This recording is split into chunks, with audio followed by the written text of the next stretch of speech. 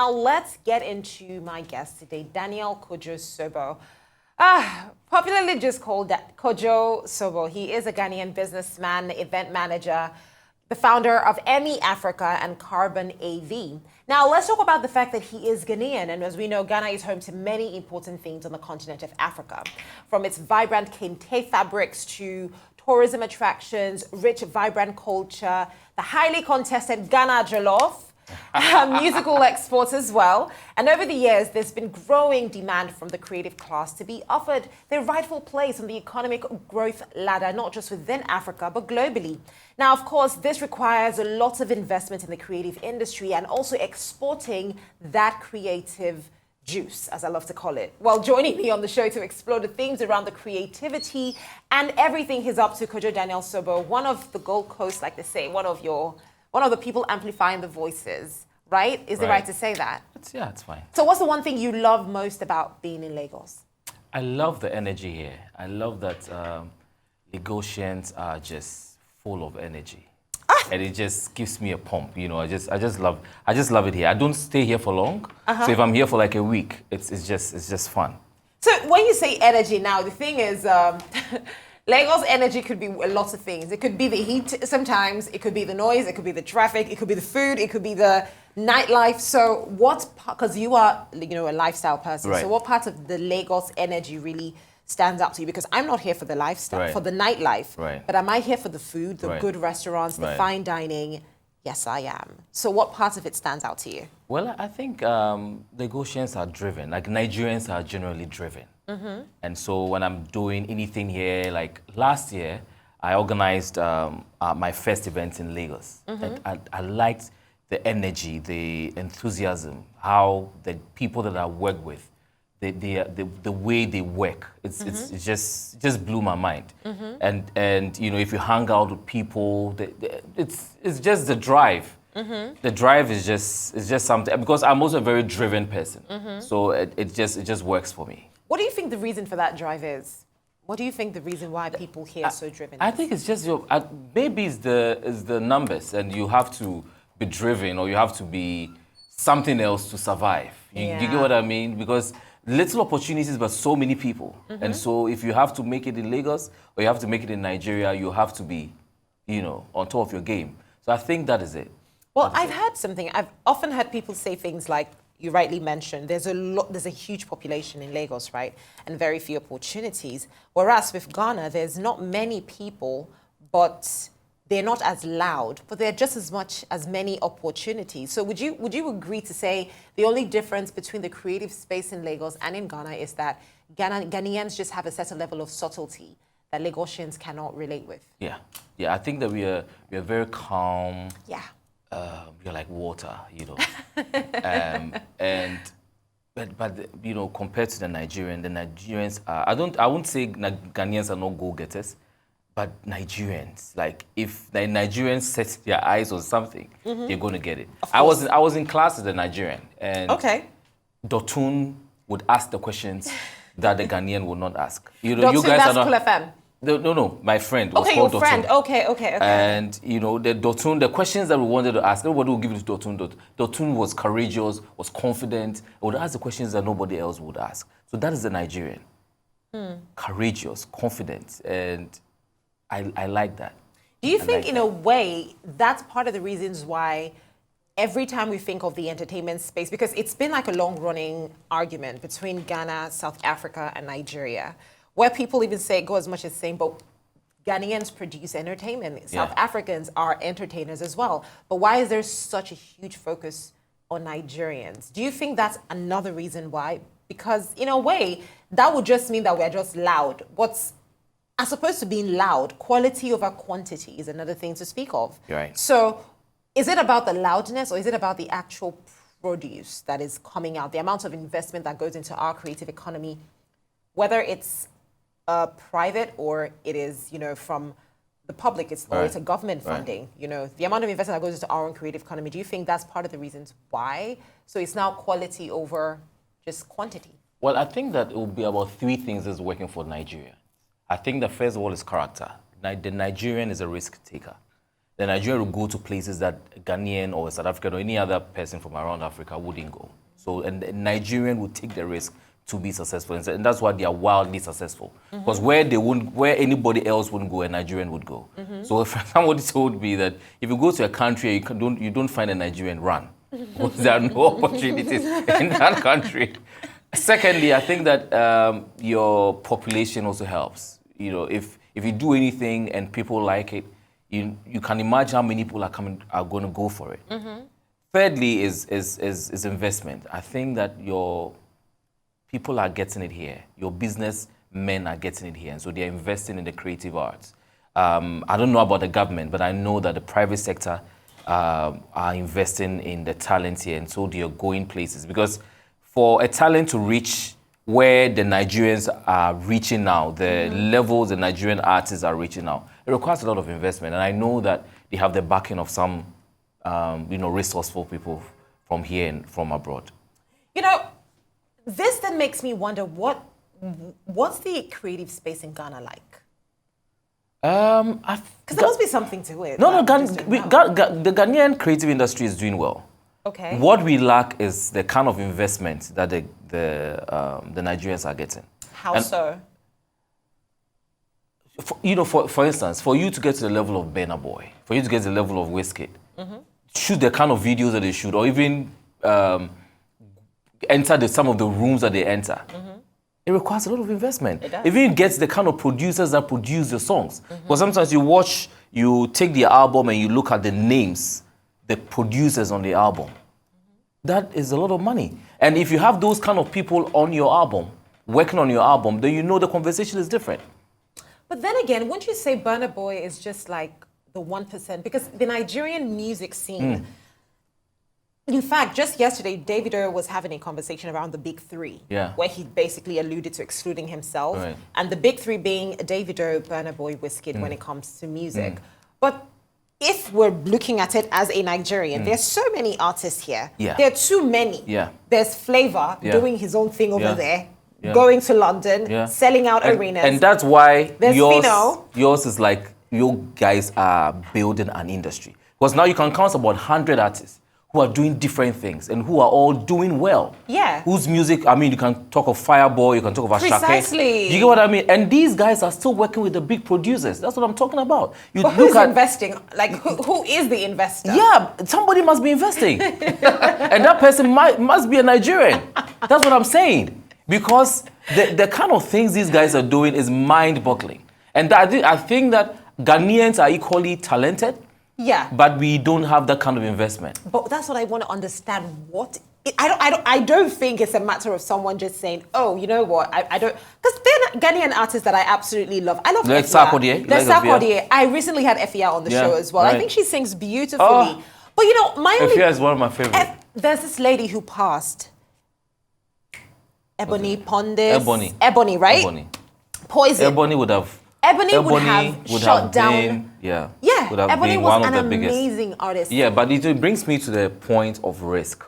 Our businessmen don't want to take the risk. A Nigerian man will see Burna, will see Wizkid and say, I love this guy, I love the song. Don't put $1 million in this guy. If he loses it, fine. If he makes money out of it, it's good. You get what I mean? That is what we don't have. But I pray we'll get there. What about because creativity goes beyond music now. It goes into influencers, movies as well. It goes into acting. What do you call your movie space? We call ours Nollywood. What's the Ghanaian? I mean, they tried to call it Gollywood, but... Gollywood? Yeah. Oh, I've never heard that before.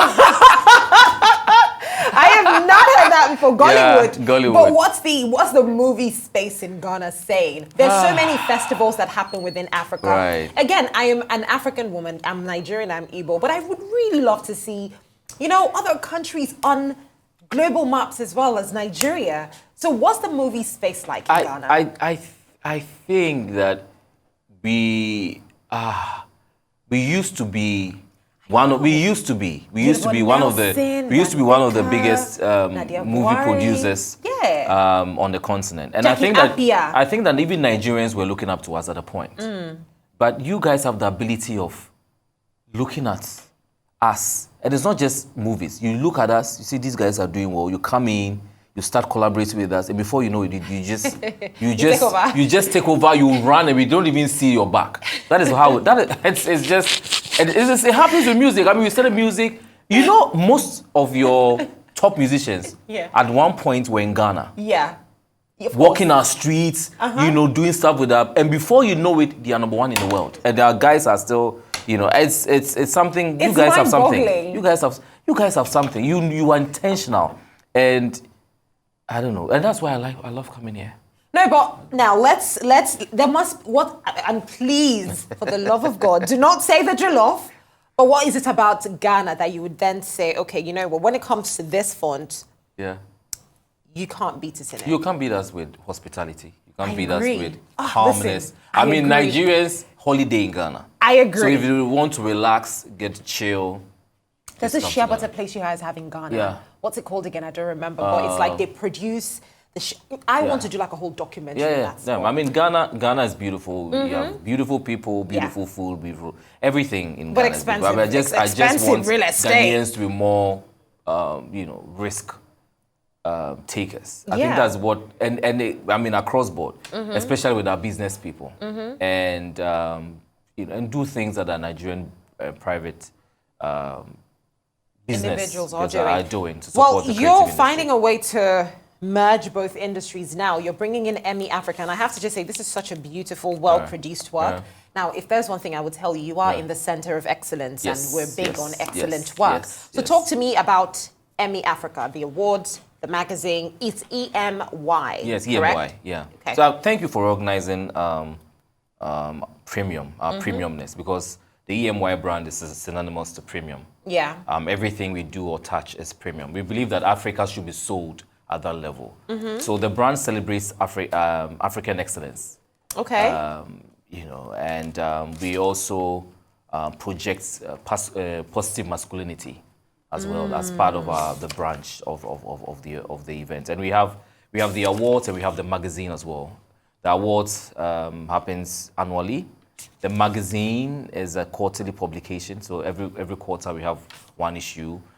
We have one issue dedicated to the awards. We have one dedicated to young people. We call Generation Now issue, and we have one special issue and one issue for game changers. Oh, okay. So yeah, very interesting publication. It's the best in Ghana in terms of content, in terms of look and feel, in terms of production. It does feel good. Everything is top notch. And then we also have complimentary events associated with the awards. One of it is what we did last year, the EMY Africa Soiree we did in Lagos. It was the you did it in Lagos? Yeah, it was the first time we did an event in Lagos in partnership with Mercedes-Benz.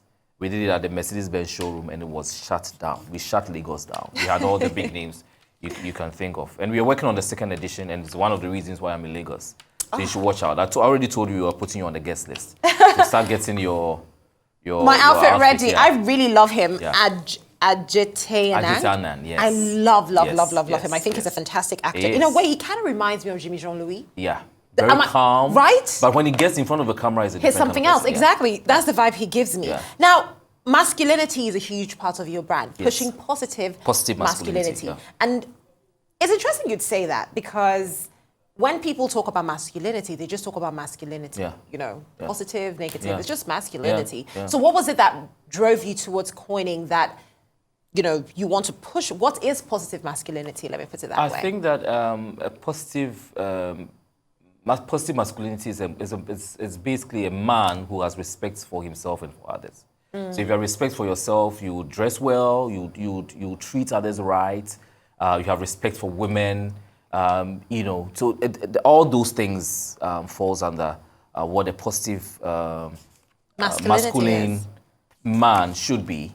And so we do a lot of events, we do a lot of programs that you know, and that covers that. We even have a program called the Treat Her Right campaign that we do usually around Mother's Day, where we put out things that would encourage the man to treat and respect women. That's you know, important. right. So it's truly important, because what we are doing is not just for the man; it's for society, of which women are part of, children are part of. If you have a man who has respect for himself and for others, he's going to treat his woman right. He's going to look after his children.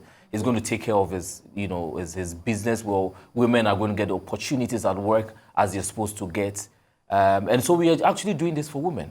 I always tell women that what we are doing is actually for you, because if the man is a good man, I mean, you don't have to even fight for equality. The work is done. Well, I just have one more question for you. Big shout out to Ayo Animashaun, actually. He was a very good friend of mine. Yes, yeah, fantastic. Getting ready for his award show. Yes. Towards the end of the year. Yes. He won an award last 2 years. Yeah, he did, yeah. So before I let you go, seeing as I'm a Nigerian, lady, I can, if you said, oh, Kachi, tell me what Nigerian guys are like. I could tell you one or two things based on what I've heard, what I've seen. I don't know anything about what Ghanaian men are like. So tell me, what are Ghanaian? I know people always have muscle though. Is it like follow com, whether you work out or not? It's like, I've not seen a Ghanaian man that did not have muscles. But I don't have muscles. But you do. But you do. I'm not even joking. Really? And they're very black. Yes. Like they're okay, dark. so we are black. And they often are bald. Is that a thing? Well, maybe it's what we bald eat. and bearded. No, but listen, this is just my observation. Right. But you tell me, what's it like in Ghana? I mean, okay, go on. I think that we are calm. We might be calmer than your men. You say that and you're laughing because you are not being honest with me. No, I'm being very honest. We are black. I mean, somebody told me that before social media, everybody thought that Ghanaians were black. So, so the picture they had of Ghanaians are just black people. Yeah, but we have fair people in Ghana as well. We have colored people in Ghana as well. But we are calmer, we are hospitable. I think that is general. Like, what do you know about Ghanaians? How hospitable we are, how respectful we are, how, homey we are. I mean, how we take care of people. We are just. So if I visited Ghana, what's the first thing you'd offer me to eat? Jollof. We'll give you proper Ghana jollof. Absolutely jollof. not. So that you think guys I'm gonna can eat stop it? this whole listen, Nigerian jollof. Chef That is giving me headache. Like I ate Nigerian jollof yesterday and I've still not recovered. Where did you go? Where did you eat it? Where did you eat it? I won't say. I would take you somewhere to eat a Nigerian jollof. Oh. Or I would, if I have the time, I would and make the person who took me Nigerian there went on and on and on and you this jollof, this and that. So I already knew it wasn't going to be good. But the way the guy spoke, I was like, okay, let me just give them a chance. And then I was so disappointed. No, I apologize for that experience. I feel like you haven't. And I've eaten about 4 times. Oh, okay, so there's nothing I can do. No, there's nothing. Chef Eros was on the show last week and he invented something called the Unity Jollof. He said the Unity Jollof is the jollof that unites all of us from Senegal, from Ghana, from Nigeria. I haven't tried it before, but I am very curious to taste what the Unity Jollof is. Well, I'm sure the Ghanaian in that jollof will make that jollof good. Whatever he's going to take from Ghana is going to make that jollof. It's going to make it good, right? Yes, but that brings me to a point. I'm organizing an expo in Ghana. Yeah. And one of the components of the expo is a cooking competition between Ghana and Nigeria. So we're going to have 2 celebrities from Ghana, 2 celebrities from Nigeria. I nominate Hilda Bassi. No, it's not for females, for men. Oh, okay, in that case. But Hilda, I mean, we are still talking about a guy who can cook really good. Celebrity. I have to think of someone. A celebrity. I think I would suggest, he